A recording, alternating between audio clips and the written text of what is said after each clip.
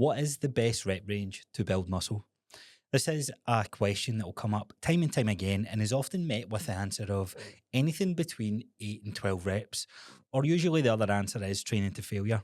But I wanted to do this episode because there is a secret to rep ranges that most people don't talk about. And it's one of the reasons why so many people get stuck in a plateau, why they kind of hit this wall. So if you're someone who is looking to build muscle, looking to build strength, just looking to get fitter overall, there is a good chance that rep ranges is where most of the answers lie to achieving said result. Now, what I wanted to do is dive into a bit of the data, some of the scientific data, and why some of it might be a bit controversial, but why some of it may be a wee bit contradictory. And we'll basically break this all down so you leave it with, or the goal by the end of today's episode is that you'll understand what is the best rep range to choose for you. Now, this is a hard thing with fitness. Everyone's different. We've all got our own individual lifestyles that we are living. So applying what others do to our own life can work so far until it doesn't. That is the goal with the episode. We want you to understand rep ranges and, more importantly, how to phase your training to apply the right rep range and why variation is key. So let's get into it. Now, obviously, the title of this episode is all about hypertrophy. And hypertrophy is just a fancy way of saying getting your muscle to grow.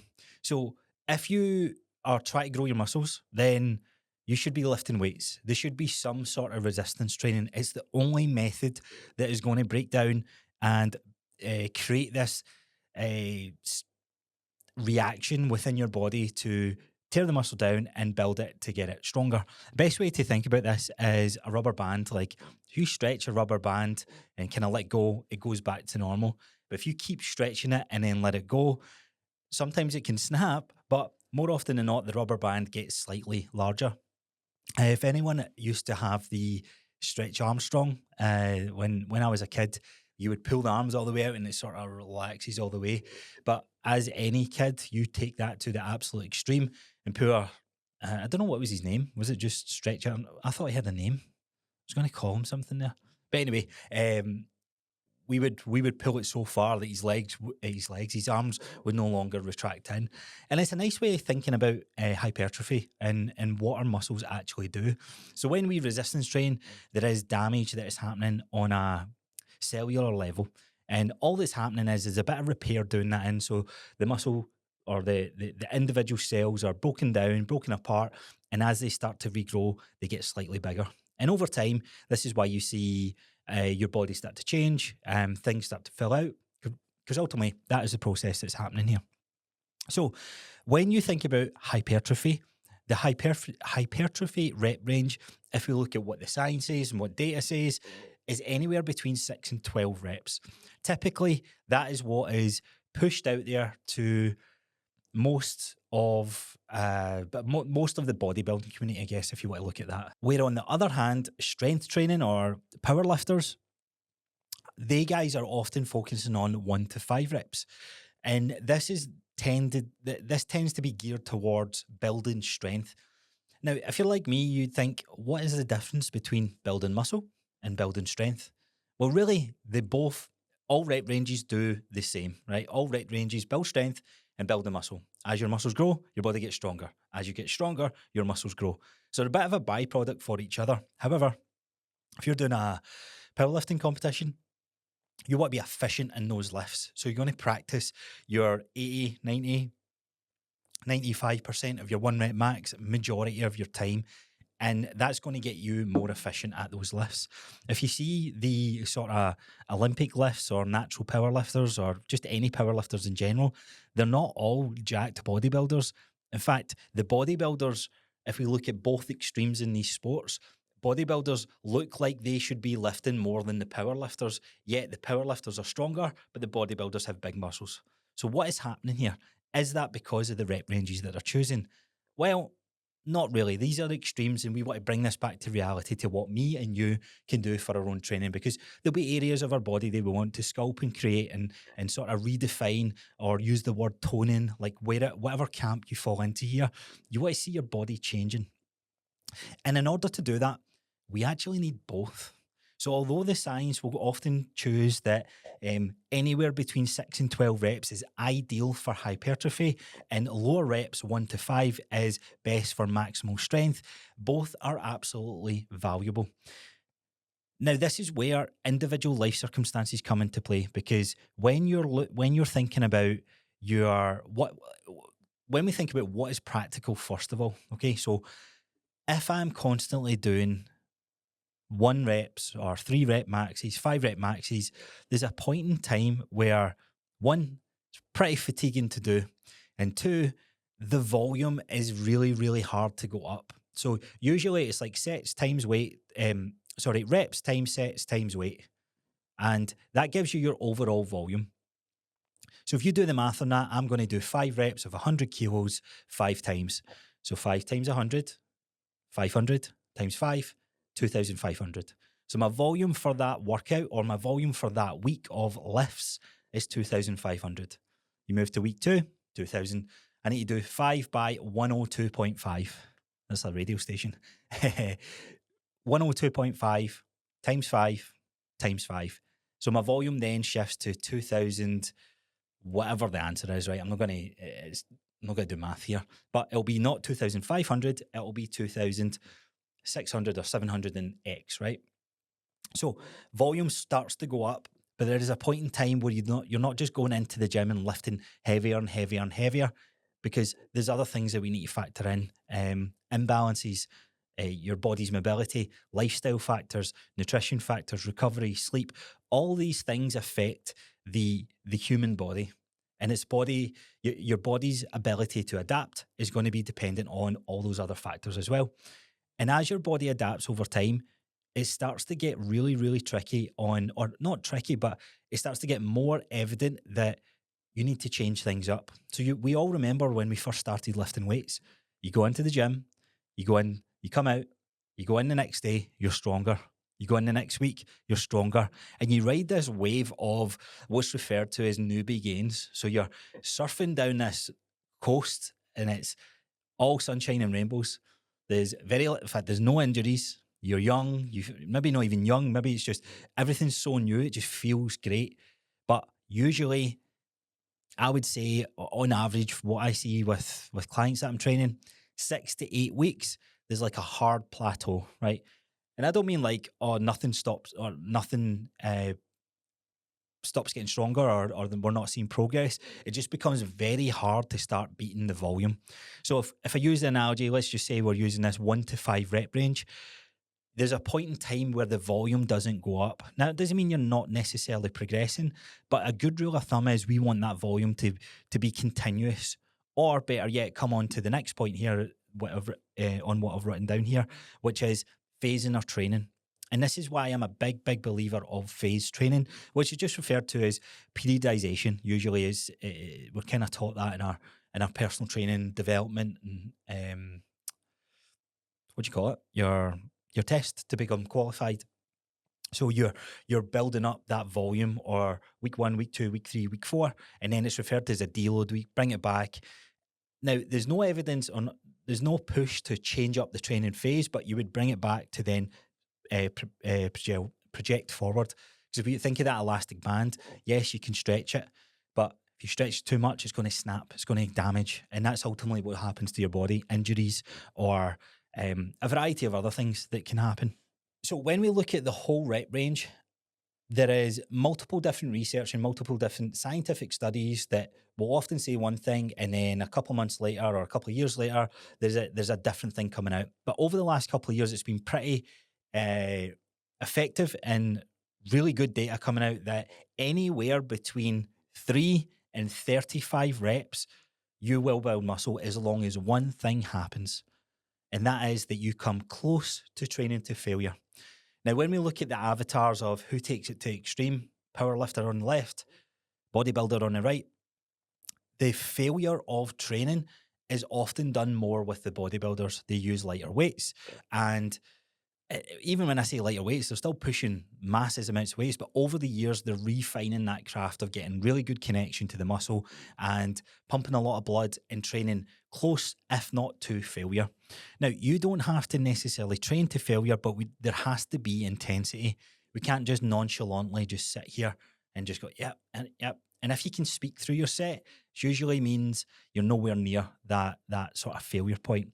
Now, the only thing I would say here is my advice to the kind of newer audience or the newer gym goer, failure isn't necessarily that big of a deal to start with, because you don't need to max out on those sessions because you've never done anything. You start resistance training, you wake up the next day and you're like, holy shit, I'm in agony.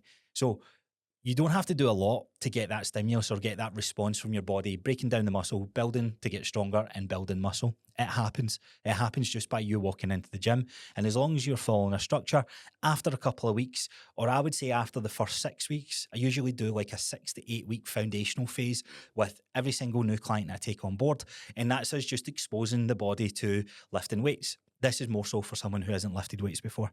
And then after that, it's like, right, okay, we're going to start applying a little bit more intensity, because it was intense to walk through the gym doors. Intensity is there.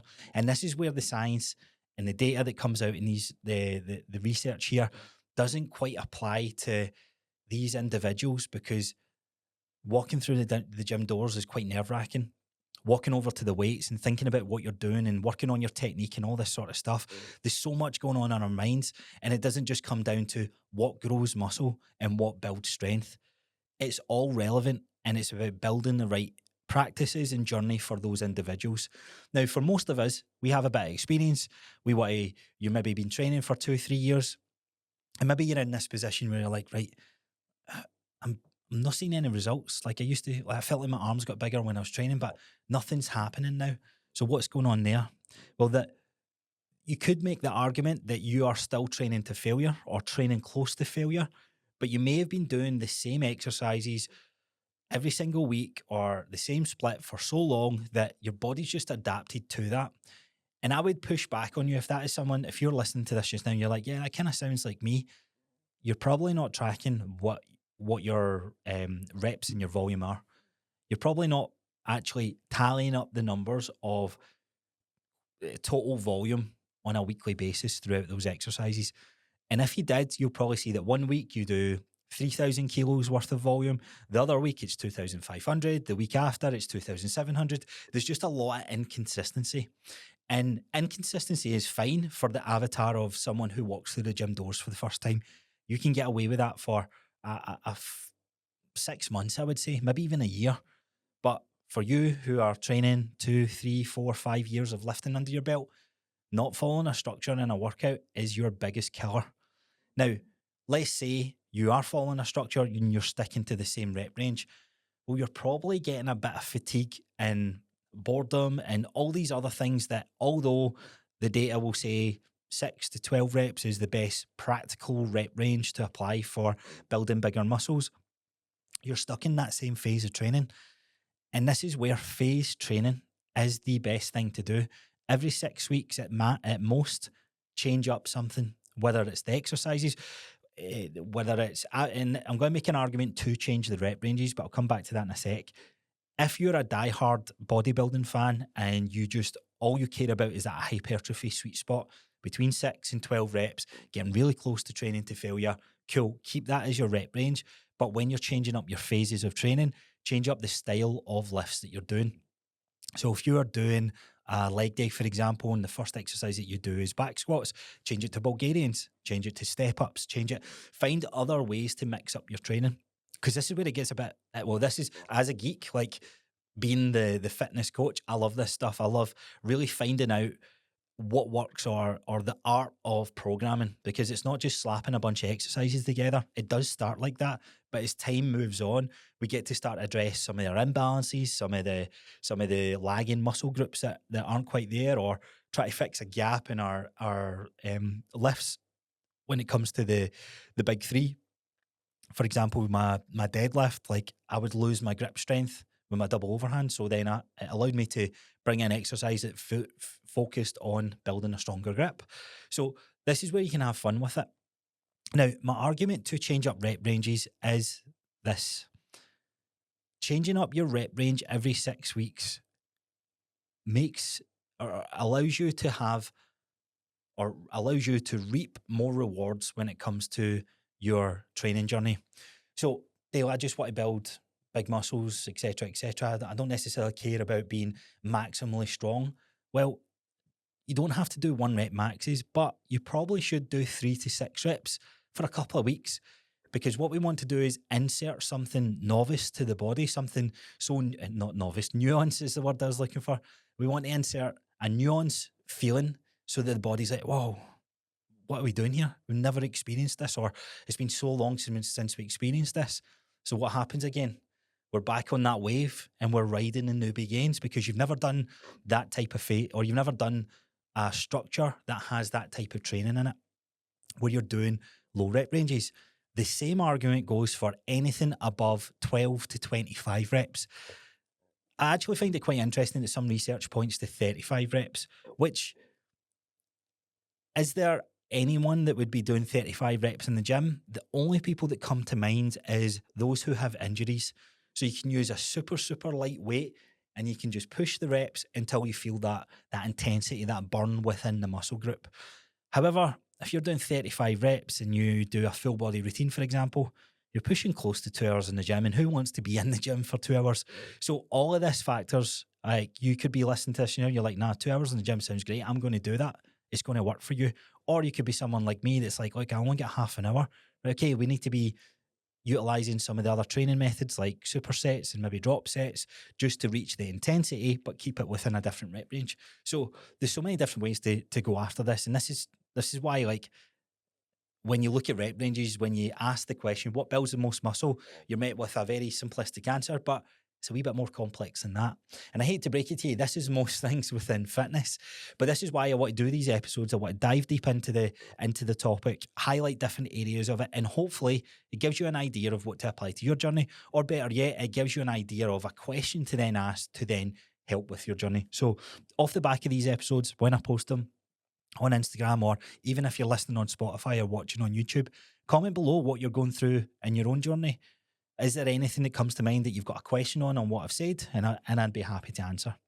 So, as I said, periodization, phasing your training. There's when you look at what you're trying to do to build muscle and build strength, like phased training, well, 2 things actually. The first point is making sure it's measured and it's tracked.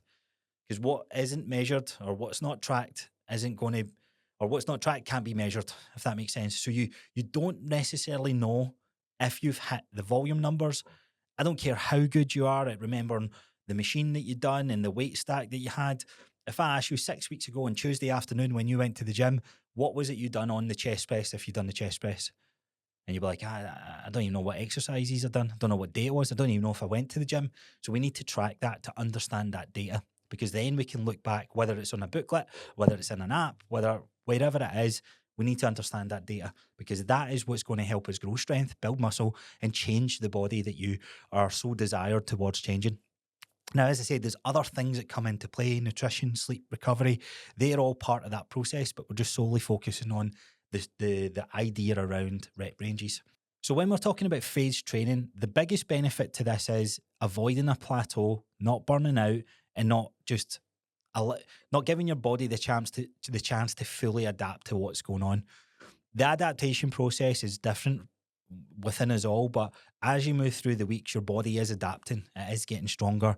You are building muscle. So you might say to me, Dale, why on earth would I change my phase of training if things are working? Well, we don't want to empty the gas tank on that. There is a phrase called deload weeks. Now, deload weeks are absolutely important. It's the same idea. You're just making a pause within your training to give your body that respite, and then you're reintroducing whatever it is that you're doing. But a deload week for me is usually just changing the phase. And when you change your phase, so if I'm doing a 2 to 6 rep range with clients, that'll be phase 1 of training. We do that for 6 weeks. I pick the exercises that's needed for their program. We apply that in. We move through that process. Week 6 of them pushing the 2 to 6 rep ranges. As I said, week 1, weight next week is higher, higher, higher. They're getting pretty, man, This is getting hard. These sessions are getting really, really hard. And it's because they've progressed through that. Now, week 7, we move into a new training phase, but we don't take a deload week because itself, by changing the rep ranges, is your deload. You're not using the 160 kilo in your deadlift for your 3 reps because your rep ranges have moved to 10. Does that make sense? So you're doing 10 reps of deadlifts. You're not going to do 160 because you could only get 3 last week. So what do we go in at? It's referred to as, or I refer to it as, your baseline week. When you move into a new style or a new phase of training, set up baseline weeks. So you've got new exercises. Maybe you've got the same exercises, but you have new rep ranges. So baseline week on number 1, the goal is to move through this workout without feeling massive amounts of fatigue or intensity. Dale, you just said you need intensity to grow muscle. You absolutely do. But we can't apply intensity every single session or we'll burn out. Our sleep will then off. We then get sick. We feel ill. We feel achy. We get injured. We don't feel right. It's because we're overdoing it. Training to failure it's one of those like, oh yeah, beast mode type of thing. But there is something to be said about training smart. And this is where we need both. We absolutely need both. Once you've got your baseline week, you've got an idea of all those exercises, what they feel like in that new rep range. Now, one of the most important things when it comes to rep ranges is the quality of the reps, okay? So you could still get intensity and do a forced rep or a partial rep, and you're going to see results, okay? But I would argue more to stay more on the side of full range of motion, good quality technique, and if you can't keep that good quality technique, chop it there, right? In the world where you're doing 8 to 12 reps, your quality reps are really good, set 1, and you hit 12 reps, easy peasy. The next set, you only hit 7 because when you done that 8th quality rep or you went to go for your 8th rep, the quality wasn't there, your back was hunched, etc., etc. That's giving you data and that's giving you understanding that sometimes, even though we're trying to hit a rep range, we need to adjust the weight as we move through that. Now, I done an episode on progressive overload, and I touched on a lot of these points throughout the episode on different things of what you can do to create progressive overload.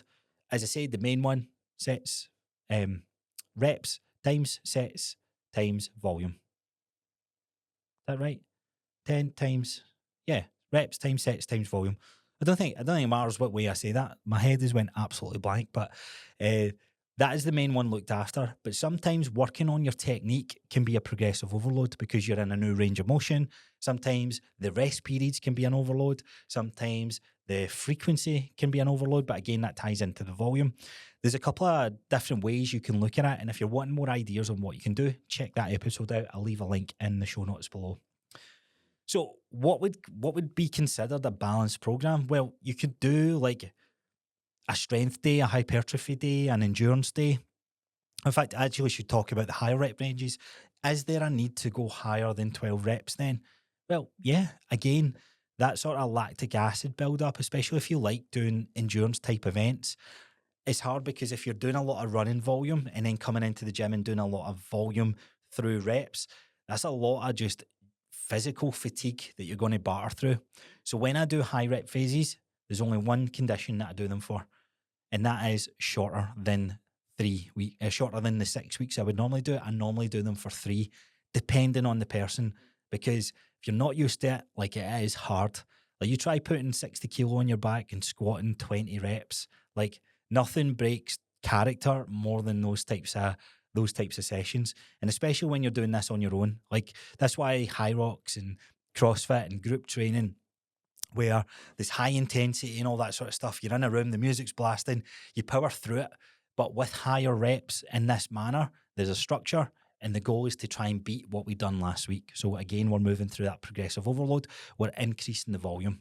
Now, I really want to talk about volume for a second here, right? And for easy sake, let's just say we're doing 10 sets because it's easy to times it by 10, right? So let's say your rep range is 8 to 12 and the goal is to try and increase the volume week over week, all right? So I do 12 reps at 10 kilos. So that gives me 120 kilos. And then I do 10 sets of that, which is 1,200, okay? So when I go into the session next week, I've looked at my workout and I'm looking at it and saying, right, I've done 10 kilos for the 12 reps, for the maximum rep range that I was supposed to hit. Okay, I'm going to put the weight up and I'm going to go to I'm going to go to 12 kilos and I'm going to try and go for 12 reps here. Now, let's say as I increase the weight, this is what tends to happen is we only manage 10, okay? So I'm going to do 10 sets. Sorry, I'm doing 10 reps for 12 kilos this time, which is 120 times 10, 1,200. So week one, when we lifted 10 kilos, the total volume was 1,200. Week two, we've lifted heavier weights, but we've not able to hit the top rep range. We've only lifted the exact same number, 1,200, which is better. Now, this is where it's a little bit tricky. It's a little bit different. You've lifted heavier, but in theory, that doesn't mean you're building more muscle. There's so many different factors at play, but what you want to see is you want to see that volume go up. Initially, when you increase the weight, the volume might dip down a little bit, but over time, it should stagger up. And if it doesn't, then we need to shorten the rep ranges. So there is rep ranges out here like 6 to 12. That's a massive rep range. And I do this sometimes in my own program, but just be wary of that. When you increase the rep range, really try to fight what matters most, and that is intensity. So although the volume can be the same week on week, as long as intensity is there when you move through it, that's going to help your body adapt, build strength, and more importantly, chisel away at building the most amount of muscle mass. So what is the best rep range to build muscle? Well, here's the secret. It is whatever rep range you're not used to doing. If you are typically lifting 8 to 12 reps every single time you've been in the gym for the last 6 months to a year, it's time to change it up because you're going to ride that wave. As we said earlier on, you'll be cruising in these newbie gains because you've not exposed your body to the opposite of rep ranges. Go higher, go lower, experiment with it. Whether you like it or don't, it's a short period of time. Most of your training, I'm a big believer of doing something you enjoy because it means you're going to do it for longer.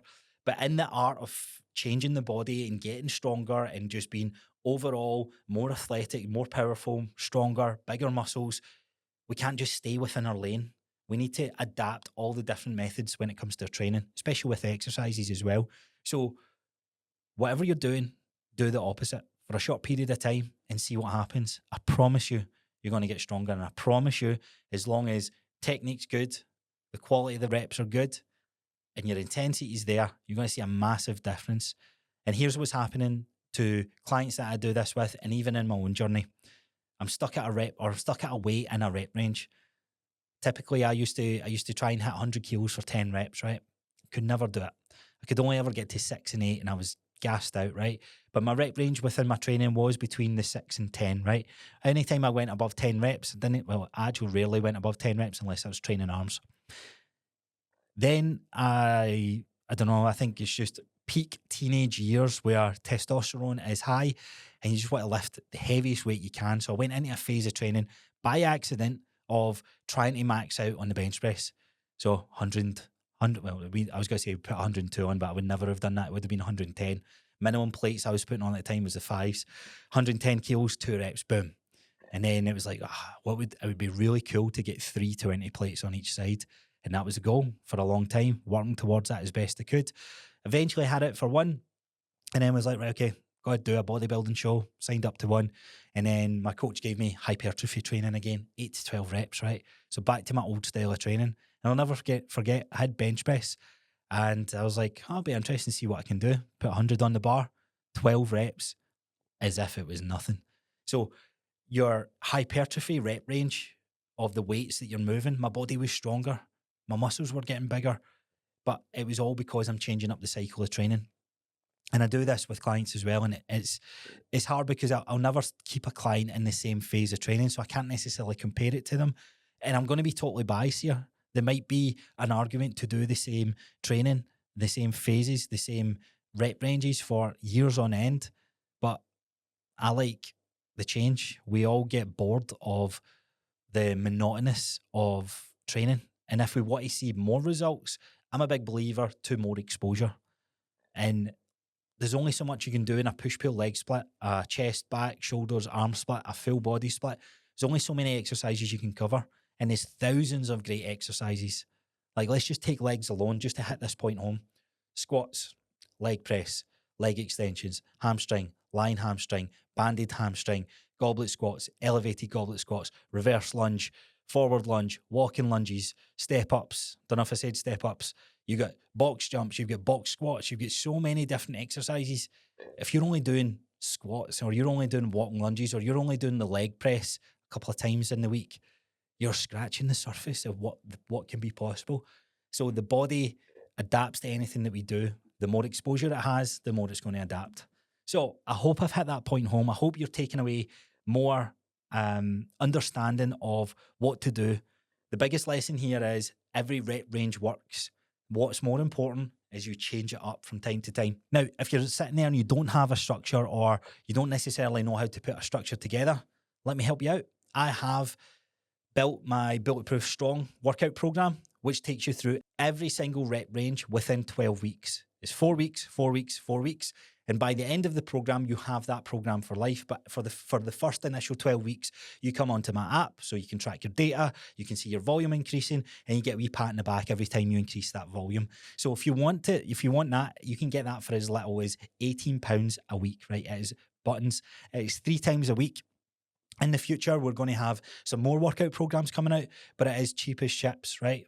And if you're sitting there and you're wondering, I don't necessarily know what I'm doing with my training, that is the perfect program for you.